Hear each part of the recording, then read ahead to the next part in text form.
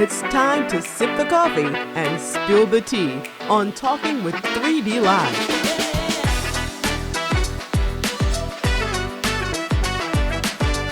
Here's your host, Derrick Dixon.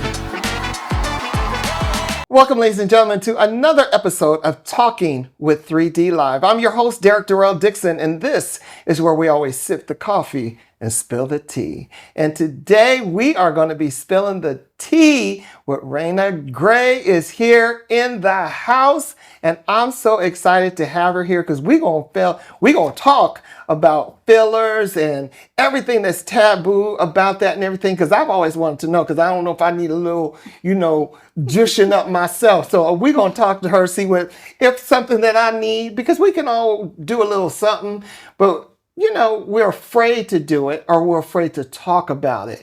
So we're kind of continuing in our fashion and beauty segment. And this is, again, our second season.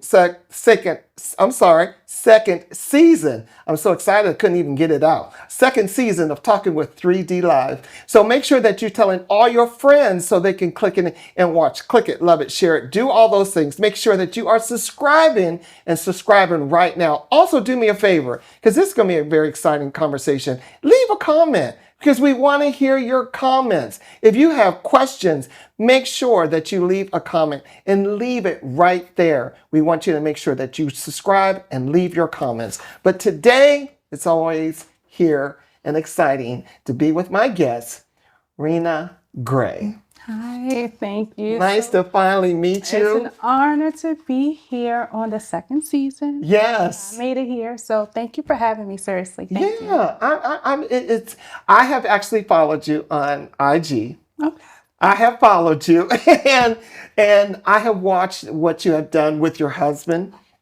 And I'm excited to have him. He's going to be on our show as well. But I have watched what you have done with him. And what's exciting about it is because you see a man doing the procedures, because we do see a lot of women going through different procedures, but to see a man go through the procedures is different. So I've always been kind of excited to see, okay, what if I did that? So let me tell people a little bit more about you, and then they'll understand what we're talking about and what we're going to get into. So Reena is a board certified nurse practitioner and a founder of Gray Aesthetics, a boutique medical aesthetics practice where luxury meets intention. And I love that, where luxury meets intention. What does that mean? That means to me that everything I do has a purpose, and that it's intentional based on the aesthetic goals and needs of my clients. I actually listen, and I bring some of their doubts or even insecurities or, curiosity. I bring that to light. So, just enhancing what God already, blessed them with, and just, put a little razzle dazzle on it. So little razzle dazzle. I know that's right. Yeah. I want to read a little bit about some statistics I read. Black Americans' interest in fillers and injectables is rapidly growing, making them the fastest increasing ethnic group for cosmetic procedures, with Black patients comprising around 11 to 13% of all cosmetic procedure patients. So let me ask you this. Why do you think in the Black community that we really have not caught on to, getting things, like you say, enhancing the beauty that we already have?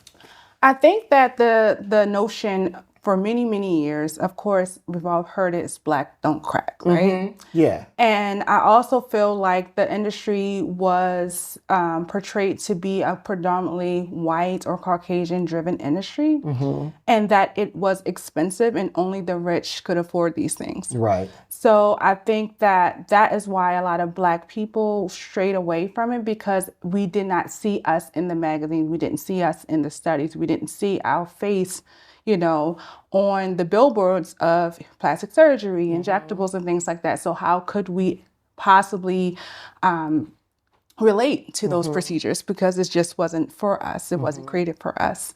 So I think that's one of the reasons why, we shied away from doing these things because we couldn't understand the lingo. It just, we were Didn't fine. fit us. Yeah, yeah. Right. And, everyone, says, well, I don't want to touch my face. I don't want anyone playing in my face kind of thing. And I get that there's so many first timers who just are nervous, but they trust me because I look like them. And it's just like this unspoken cultural understanding that they're going to leave still being able to recognize themselves, but just being able to feel more confident in their skin. Right. So, yeah. Today's episode of Talking with 3D Live is brought to you by iRose Films. iRose Films photo booth will capture every special event, from birthday parties, weddings, baby showers. They also specialize in 360 booths, also videography. So please make sure that anytime that you have a special event, contact iRose Films, irosefilms.com. And I think also, Reena, that we will look at our friends and see that a lot of times that their face does not, or they do not look like who they were before. So then that scares you. That scares us, like, okay, I don't want that to happen to me. So how do you make your client feel comfortable enough to say no? How do you get, make your client comes in and you say, this is what's right for you. I may come in and say, okay, I want a little something here, a little something here and everything. Do you tell them that this would be better suited for you? Yes, absolutely. We definitely work together to come up with a customized treatment plan that works best for them. But realistically, I always, because my portfolio or my social media is my, canvas in a sense. Right. But I always tell my clients what you see on social media may not be what's for you, know, or what one of my clients got may not be exactly what you need. So everything is customized. That's why I don't normally give consults via DM, because I just want you to have that one-on-one personalized experience, and also understand that my goal is not to make you look like someone else. My goal is not for you to look in the mirror and be scared of what you've done, because I feel like that was the trend, 10, 15 years ago. Overfilled, duck lips, plastic, tight, those things were the end, so that is still embedded into our heads, like, that is what someone's going to make me look like. So I just don't want that. So my goal is to make all my clients feel comfortable and give them a realistic version of what I can do for them and what's going to look good for them, and not what they normally see on social media or what their best friend has, or et cetera, et cetera. So that's kind of how. So do you feel that it empowers you more when you say you go, you do the injectables, you do the fillers and everything? How do you make them feel empowered, or how does that empower your client? I feel like the one thing that I do to empower my clients is and focus on what their strengths and compliments, like, hey, you don't need that. Like, maybe just start with this. Gotcha. And because I think a lot of people can tear themselves down. So if I go in and say, this is wrong, this is wrong, this is wrong, that can all make someone just feel less than, because that may not be what they came in for. And then I start to tear them down, saying, you need this, you need this. So I always focus on, what is that one thing, if I can wave a magic wand, what would you change? Or what would you enhance? And then I go from there, because I don't want to create a problem that never was there. That's, that's never my goal. Because if they are insecure about their smile lines, I'm not going to start talking about their wrinkles in their forehead and things like that, because they didn't see that as a problem before. Right. Unless they say, I'm open to whatever recommendations you have. But it's just, just making them feel seen and heard. And in that, I feel like that's what a lot of my clients say. Like, they just don't feel like they are being heard during the consultations. So that's my goal. My husband, Alvin Hayes, said I take so long in my consultations, but I really, it's important, that they are comfortable with what I'm doing, because I want them to be informed and educated. But I'm the one putting all these needles in their face, and I don't want them to feel like, I don't know how I'm going to look after this. So just that rapport is truly important. That bedside manner is really important. I think that's why a lot of people trust nurses and nurse practitioners, because we really do spend that time talking and making someone feel comfortable before we even do a procedure. Okay. And that's how you make someone feel empowered and confident in what you're about to do to their face. To their face. Now I'm looking at you, Reena, and I'm like, beautiful skin, smooth everything, and I'm just like, a client comes in and says, she got beautiful skin, and there are no flaws and nothing like that. I want to walk out looking like Reena, like Reena Gray. This is what I want to look like. Okay. That's like pulling out a magazine and say, I want my hair to look like Halle Berry's. Well, I always say that, beauty, or at least my transformation, wasn't done overnight. I always ask you how much time you have to work with me, because I feel like the biggest transformations for me is when I get time with clients. Because as I tell everyone, I'm like, your face wasn't created in one day. It took 10 months in the womb to create your whole body face, So allow me the same time and energy to pour into you, because it does take time.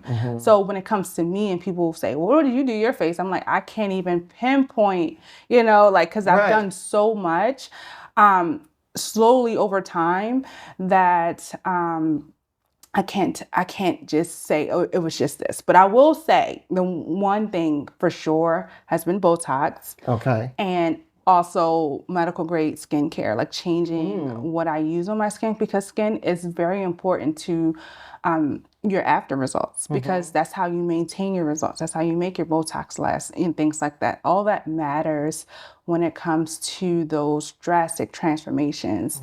And I don't put filters and things on my clients before and afters. I want your skin to be able to breathe and speak for itself. So that's important. Like, skin is in now. And gone are the days we use Noxzema and apricot scrub. Don't tell me that, because I am the Noxzema king. So let's talk about that. Let's talk about that, because what is like the skincare regime that we should be practicing? And I know everyone's skin is different, but what is it that, at least in the morning, at night, what should we be doing? At minimum, you should have a gentle cleanser. You should be moisturizing every day and night. So this is morning and night. Don't go to sleep with outside dirt on your face. Okay. And then, because I have a bad habit of doing that. I will come in and I say I need to wash my face. I'll lay down, and then I'm too tired to get up to go wash my face.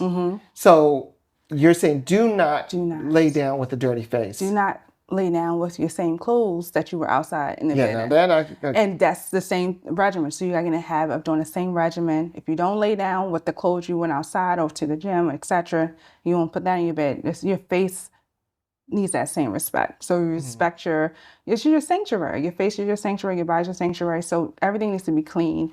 That way you're not putting that dirt on your pillow, because you're like, what, tomorrow I'm going to do it. And then you put your head back on that dirty pillow. It's like, come on. So everything has to make sense.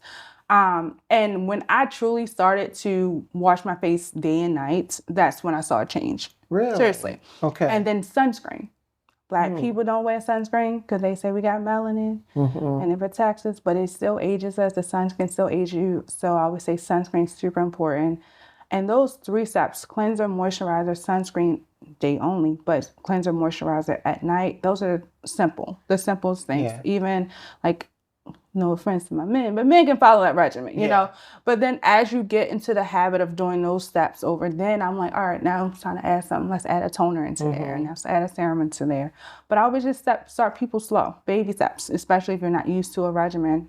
That's like the minimalist thing you can do to start. So always wash your face in the morning and make sure that you wash your face at night. Please. Sunscreen's important. Sunscreen. Is there a certain PFC that we should be using? At least 30 SPF and over. SPF. What did I say? PF. It's SPF. Okay. We know we're not talking about PF change. I'm hungry. Go ahead.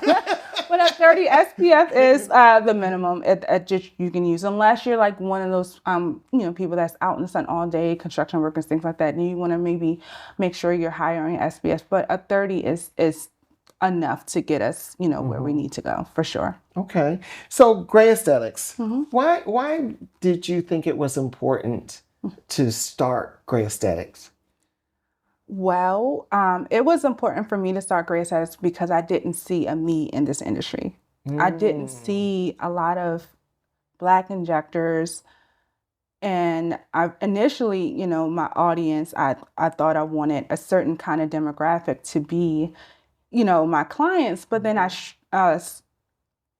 quickly figured, that wasn't, the audience that needed me, So I, I got my start working with different plastic surgeons, and I just had the eye for, bodies and faces, and so it was just, it's an art, a lot of people ask me like I should train. I'm like, I can't. It's just like a feeling that I have when it comes to injecting. Like it's just like it really is like a little magic wand that I do. But I just knew that we needed someone to be able to basically put the flag in the stake and be like, hey, I'm here.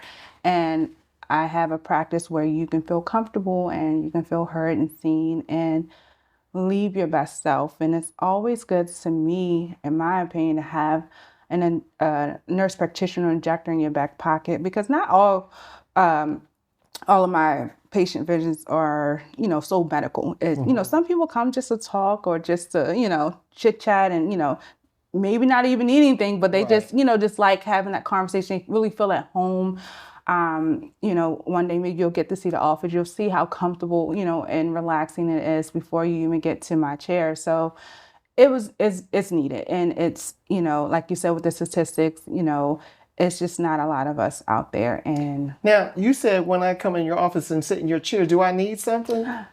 No. Because you said, I mean, if you ever get to do a tour. a little tour. You can do a little tour. If I came in, I come in, because I want this, I have these lines under here. I want this done. I don't know what I need in here, So what would my consultation be with you? So, as you said, like, as I said earlier, I always thought about, what concerns you the most. If one of your concerns were like, okay, I don't like the lines on my chin, then I will probably more of either a filler or even some kind of biostimulant, because everything is not always like Botox and filler. There are other things. If you're not quite ready for those things, you could do things that stimulate collagen, because we lose collagen, as we age from the year 25 on, we always, our body's pulling collagen. That's how you see the smile lines coming in, the under eyes getting more hollowed, more fine lines and wrinkles on our face. So you can do different biostimulants. And when I say that, I'm talking about procedures where it induces collagen, type 1 and type 3 that we lose, to actually gradually fill those fine lines and wrinkles we see over our face without the bulkiness and not looking like yourself and things like that. So you could start with some kind of biostimulant to gradually add volume to the face and basically erase those wrinkles that is a problem area for you. Okay. There's we will say, our entertainers that will say, oh no, I've had nothing done. And you can look at them and obviously tell that they've had something done. I won't mention his name because I don't want nobody to come back and say anything, but Lionel Richie. I'm done. Anyway. We'll use him for see his face. Oh God. Insert face here. We know that because it doesn't look like him anymore. And that's why I was like, when is enough, too much? So I think before the era of Botox and fillers, because these are non-permanent things, there was an era of everyone's getting facelifts, and you redo your facelifts, and you redo your facelifts. It's like the rhinoplasty was like nose job, and another nose job, and another nose job. Okay. And when it comes to plastic surgery, it's permanent. It's not nothing you can reverse. It's nothing that you can take back. You kind of just, building over scar tissue and hoping for the best kind of thing. So I think a lot of our older celebrities and the things you see, people were getting facelifts on top of another facelift, and it just looks so plastic and waxy and just tight. And that's different from what I do. Okay. Now, there is a way to also look overdone with filler, but it's reversible. You can dissolve it, like if someone's walking around with a whole lot of filler in their face, and it's overdone, that's how they want to Like look. their lips. Yeah, that's how they want to look, you know. Okay. You don't have to look like that. There's a lot of clients that come in and they are overfilled, and I'm like, hey, I need to dissolve this. Like, and that's a hard conversation to have with clients because they're not ready. And sometimes they get a little filler blind, and that's true. And I have to be the one to say, hey, like, It's enough. I'm sorry, like, I can't. That's what I was going to ask you that. Do you ever say, I can't do that on top of what you already have done? Absolutely. I've been saying it more and more because I just like a fresh start. Like, I don't want no one to credit my work and then they, you know, inject over top of me and say, well, these are now my lips. I'm like, I created that. Or I don't want vice versa.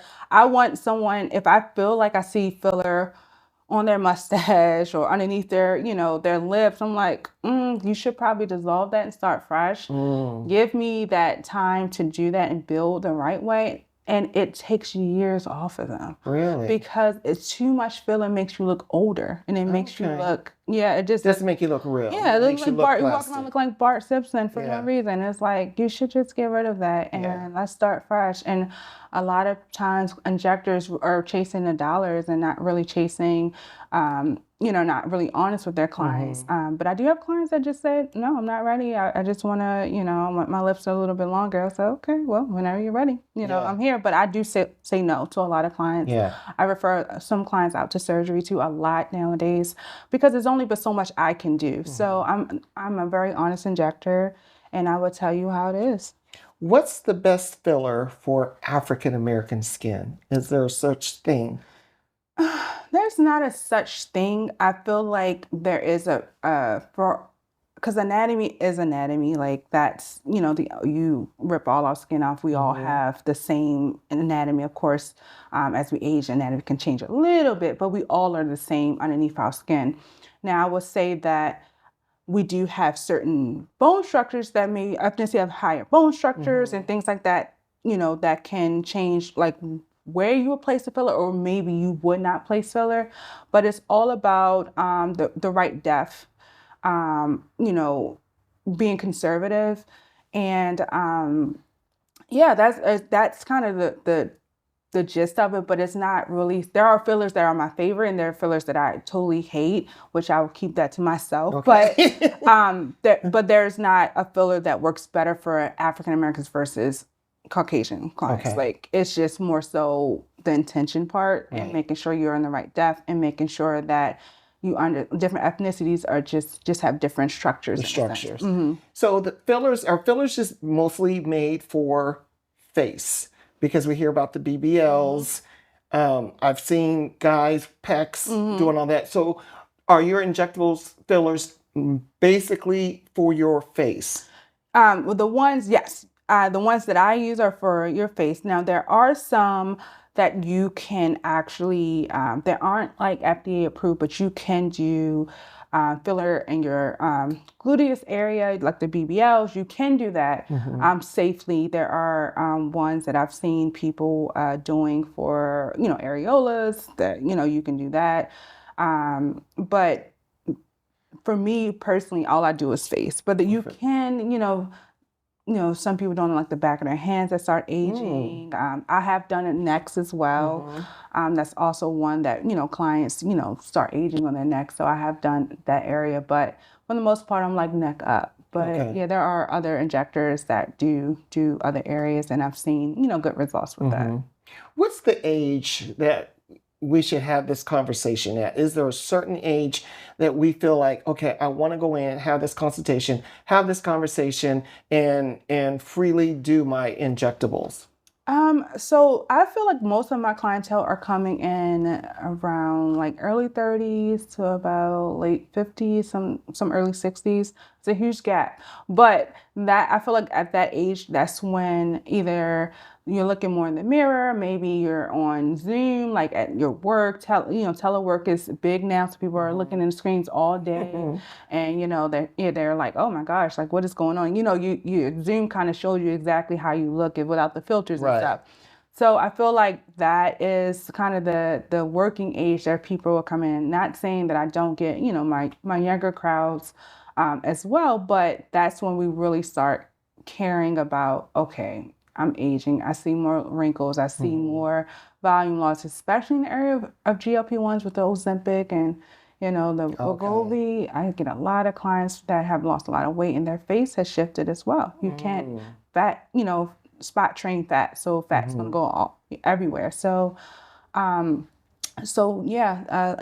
who are taking their health and wellness a little bit more serious now, definitely they're starting to come in at that age. Yeah. Okay.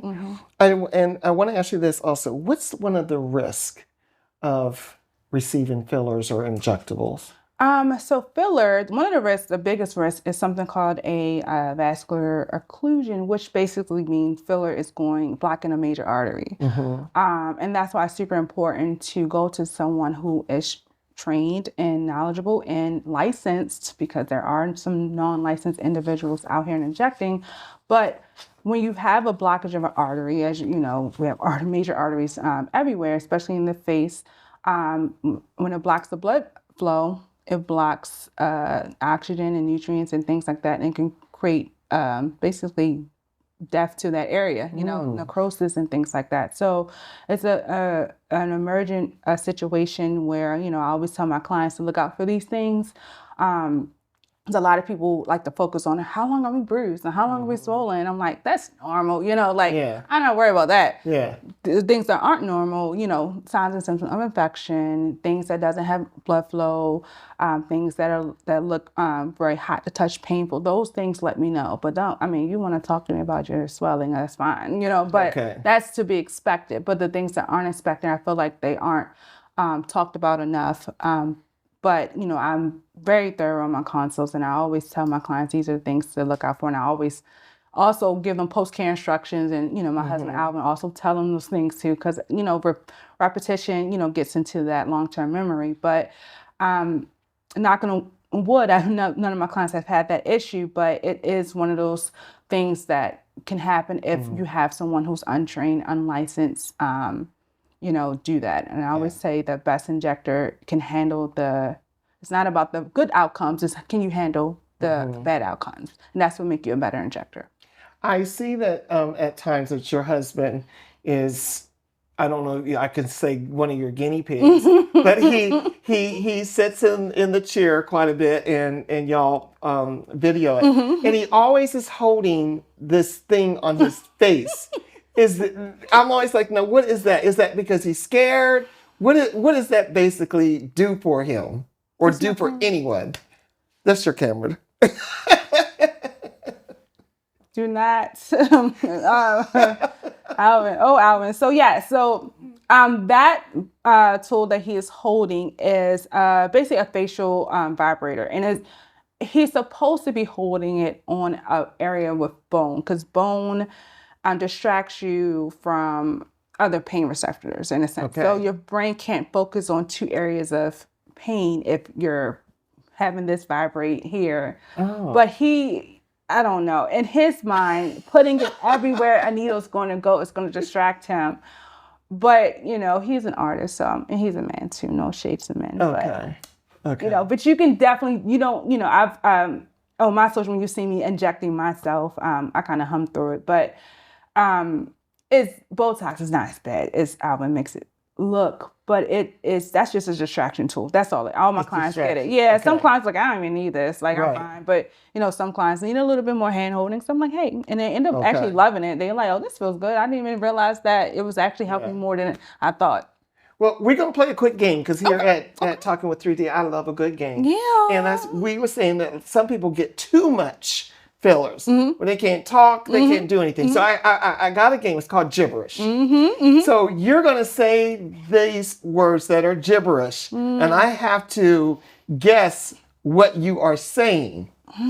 Okay. Yes. So, and go. Okay. So, maybe I got to see what the heck I'm trying to get you to say too. Okay, hold on. Can't take my ice off you. Oh my God. Say it again. Right.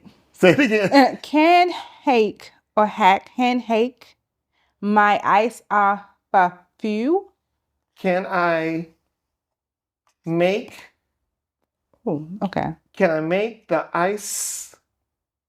Can I make the ice?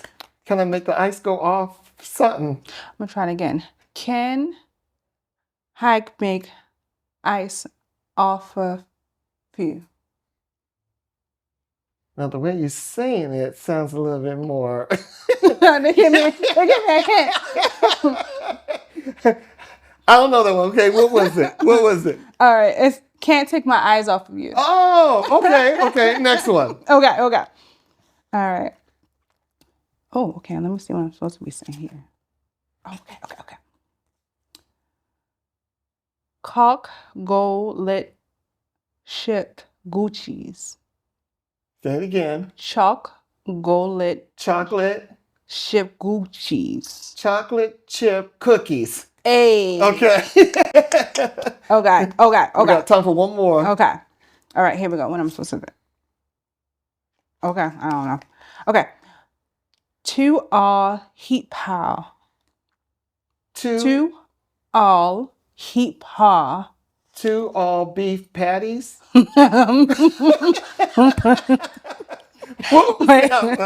I don't even know. Dua Lipa? Who's Dua Lipa? I don't even know what that I don't means. know. It's a In pop English, I don't know what that star means. and an exercise. Dua Lipa. I don't know. Okay, well, Dua Lipa. Listen, I want to thank you for stopping by. Tell everybody where Gray Aesthetics is located. Yes. So Gray Aesthetics is located in Cockeysville, Maryland. We are a nice luxury med spa created for you and you. So come check us out. You can find us on social media at Gray_Aesthetics or look us up online at gray-aesthetics.com. So Gray_Aesthetics. Go follow her on IG, Reena Gray. And whatever you think that your needs are, go in, have a consultation, find out if this is for you. If it's not for you, that's fine. But she wants to make sure that, again, that you are empowered and then you are looking your best. So follow Gray_Aesthetics. Go and visit Gray Aesthetics in Cockeysville and, treat yourself to something new, something different. I'm going to go in and we're going to see what we can do to get rid of these lines right here. Listen, that was our time. We want to thank you guys for tuning in to Talking with 3D Live right here, an iRose Film production. Go out, love someone, have a wonderful holiday, and we'll see you later. Peace.